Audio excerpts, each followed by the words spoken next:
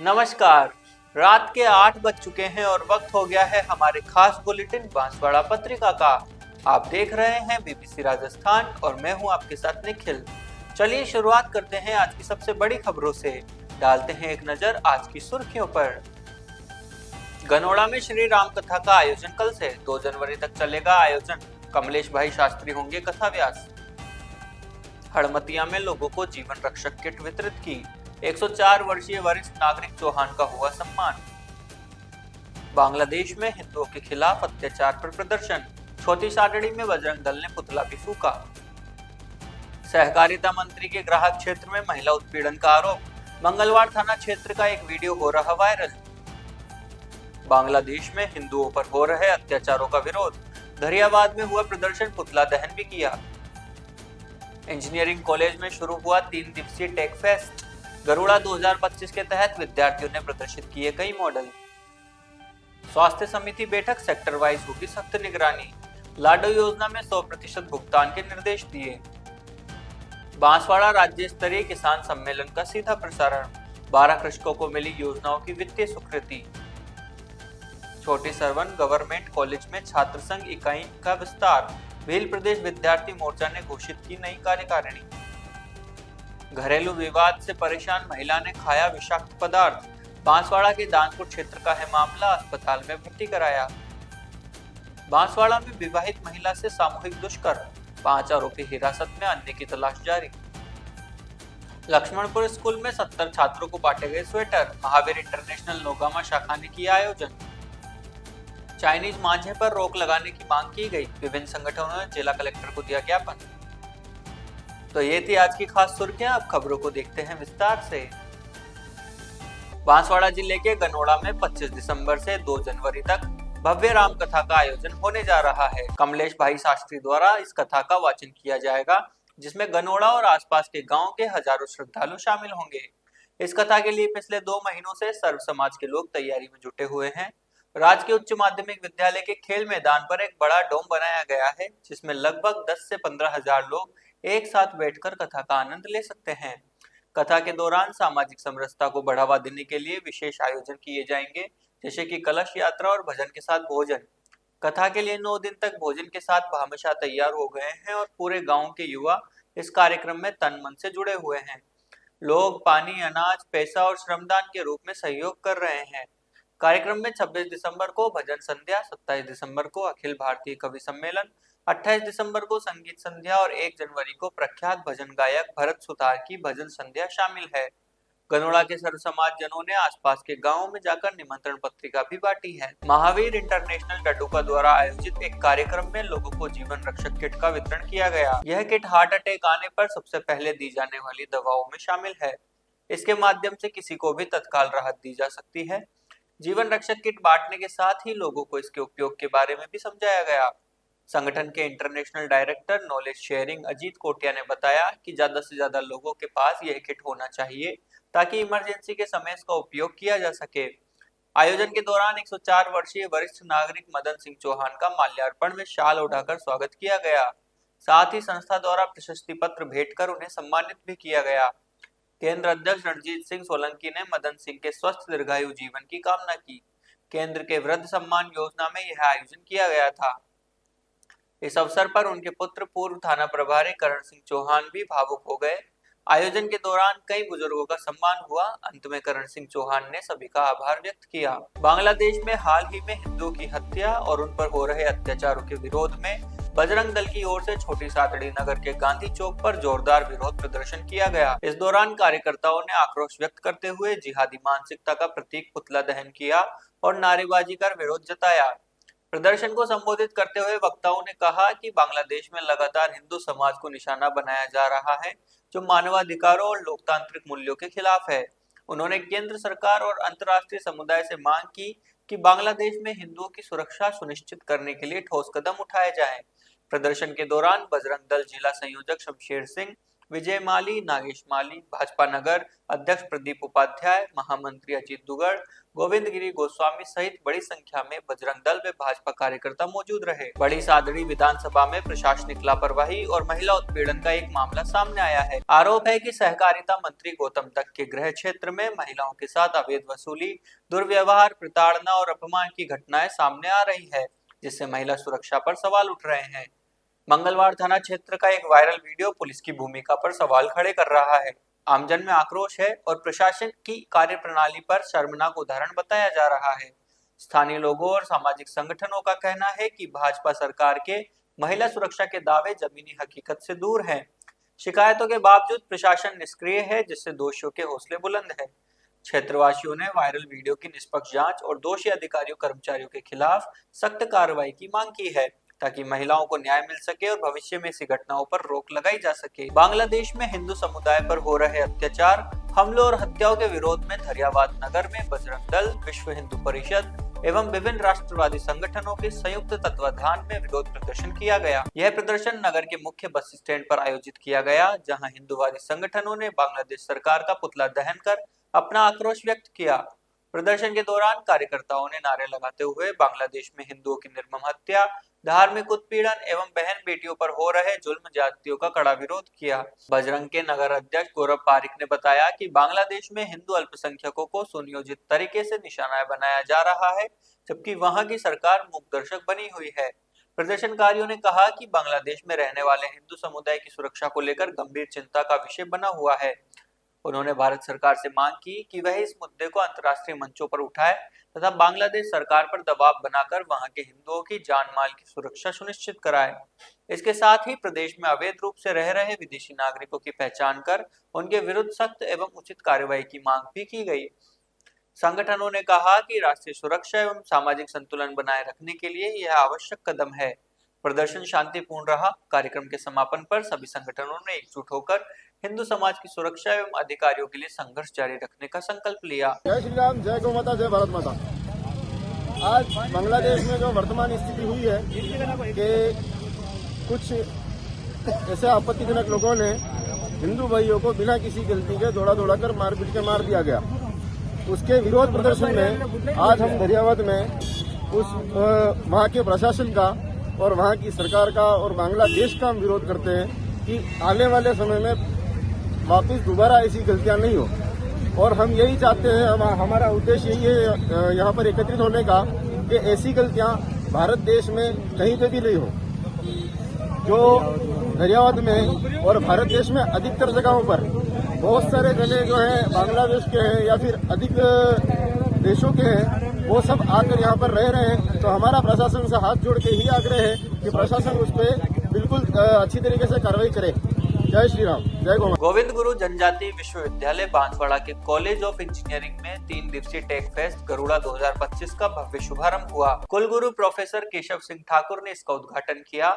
इस अवसर पर कुलपति professor doctor KS. Thakur, dean student welfare doctor Lokendra Kumar, प्राचार्य डॉक्टर अर्पित पाठक और जीजीटीयू अकादमिक काउंसलर प्रोफेसर महिपाल सिंह राव उपस्थित थे। टेक फेस्ट में रोबोटिक्स और न्यूमेटिक्स रॉकेट चैलेंज मुख्य आकर्षण है।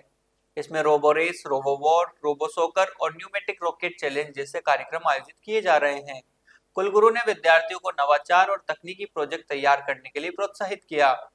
गरुड़ा 2025 में तकनीकी प्रतियोगिताएं, खेल प्रतियोगिताएं और सांस्कृतिक कार्यक्रम शामिल है। इसमें क्रिकेट, बैडमिंटन, शतरंज, कैरम, लूडो और ऑनलाइन गेम्स जैसे खेल आयोजन हो रहे हैं। नृत्य और गायन जैसे सांस्कृतिक कार्यक्रम भी है। इस आयोजन का उद्देश्य विद्यार्थियों में नवाचार, तकनीकी कौशल और प्रतिस्पर्धात्मक भावना को बढ़ावा देना है। फैकल्टी कोऑर्डिनेटर्स, छात्र समन्वयकों, विद्यार्थियों और महाविद्यालय कार्मिकों ने इस आयोजन को सफल बनाने में महत्वपूर्ण भूमिका निभाई। बांसवाड़ा जिला स्वास्थ्य समिति की बैठक स्वास्थ्य भवन में आयोजित हुई। बैठक में सीएमएचओ डॉक्टर खुशपाल सिंह राठौड़ ने लाडो योजना में 100% भुगतान सुनिश्चित करने के सख्त निर्देश दिए। उन्होंने कहा कि लाभार्थी स्वयं उपस्थित हो रहे हैं, ऐसे में किसी भी स्तर पर भुगतान में लापरवाही बर्दाश्त नहीं की जाएगी। योजना की प्रगति पर सेक्टर वाइज मॉनिटरिंग के निर्देश देते हुए आशा स्तर पर निगरानी पर विशेष जोर दिया गया। सीएमएचओ ने एएनसी और 4 विजिट एएनसी में कम से कम 90% उपलब्धि अनिवार्य करने को कहा। बीसीएमओ व मेडिकल प्रभारी माह में एक बार डेटा वेरिफिकेशन करेंगे।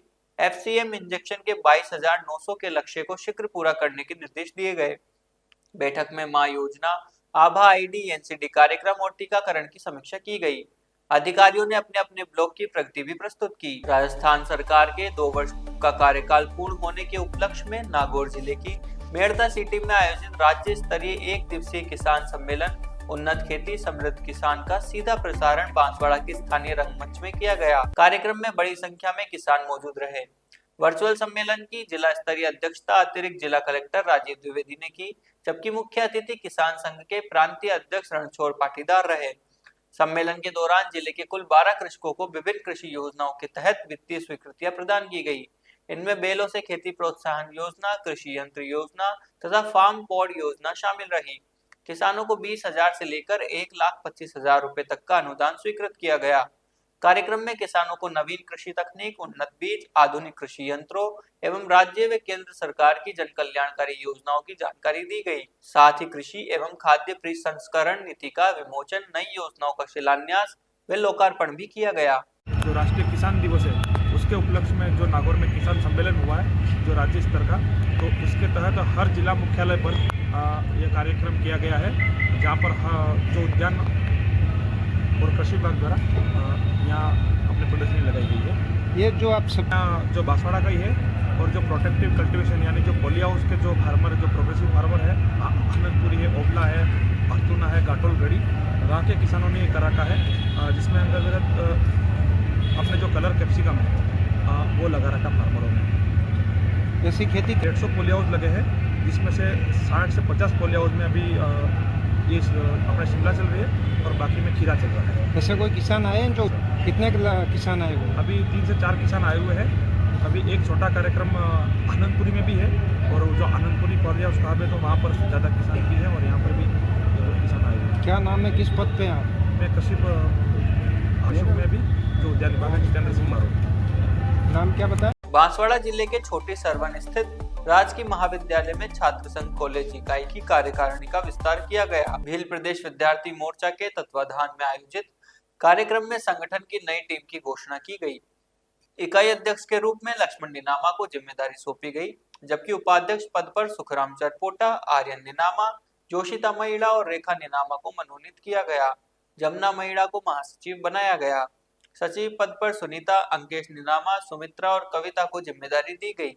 सह सचिव के रूप में रितेश, कपिल, अंकित और पवन को चुना गया। राजू को कोषाध्यक्ष, संगीता और भावना को प्रवक्ता तथा अनिल और पंकज को मीडिया प्रभारी नियुक्त किया गया।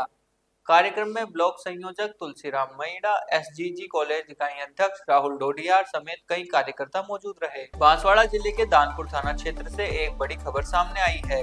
घरेलू विवाद से तंग आकर 43 वर्षीय महिला ने विषाक्त पदार्थ का सेवन कर लिया। महिला की तबीयत अचानक बिगड़ने पर परिजन तुरंत उसे जिला अस्पताल लेकर पहुंचे, जहां 108 एम्बुलेंस की मदद से महिला को भर्ती कराया। प्राप्त जानकारी के अनुसार महिला की पहचान सुगना पत्नी सूखा निवासी गागरवा गांव के रूप में हुई है।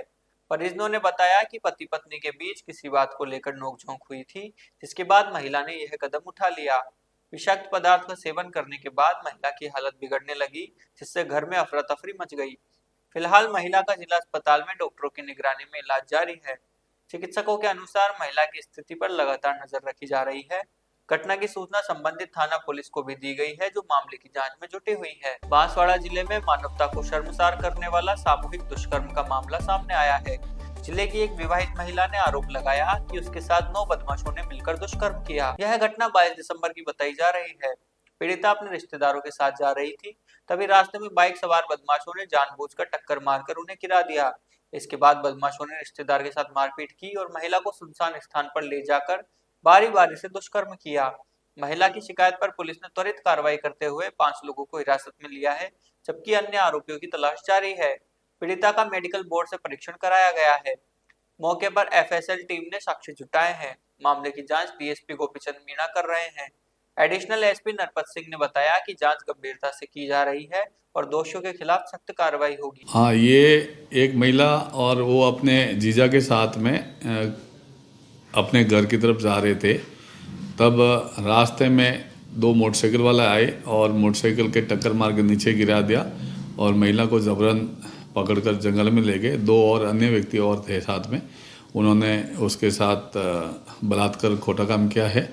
और इस बारे में तुरंत सूचना मिलते ही महिला का, पीड़िता का तुरंत मेडिकल बोर्ड से मेडिकल करवाया गया, उसके अच्छे से इलाज करवाया गया और मुकदमा दर्ज करके तुरंत उसमें कार्रवाई की गई। पूरी रात भर इधर उधर जगह बे जगह पर दबिशें दी जाकर 5 व्यक्तियों को घटना के दिन ही रात को डिटेन किया गया है। अब महिला के 183 BNSS में बयान आज लिए जाएंगे और FSL और MOB वालों से घटनास्थल का विजिट करवाया गया है और DYSP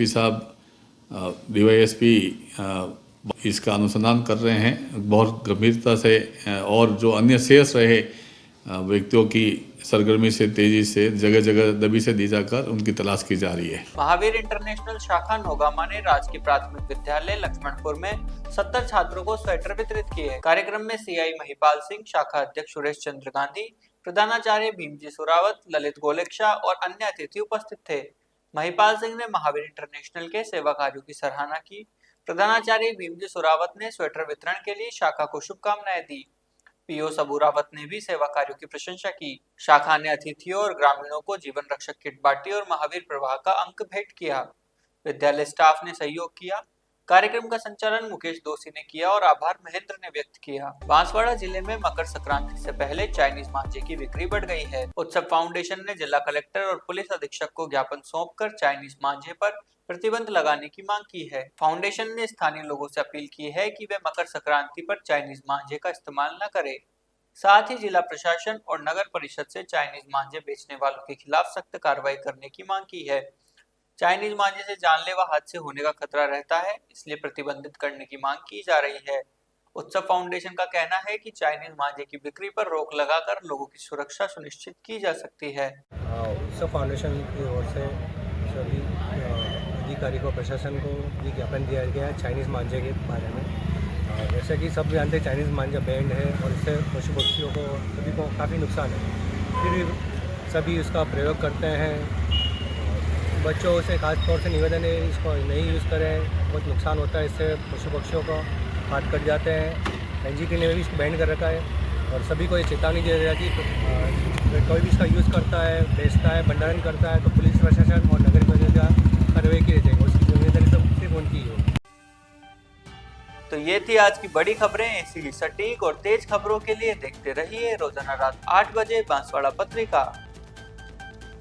अगर आप भी अपने क्षेत्र, संस्था, समाज या संगठन की खबरें हमारे साथ साझा करना चाहते हैं तो हमें संपर्क करें 9414102499 पर। और प्रदेश की हर ताजा जानकारी के लिए सब्सक्राइब करें हमारे इंस्टाग्राम और यूट्यूब चैनल BBC राजस्थान को।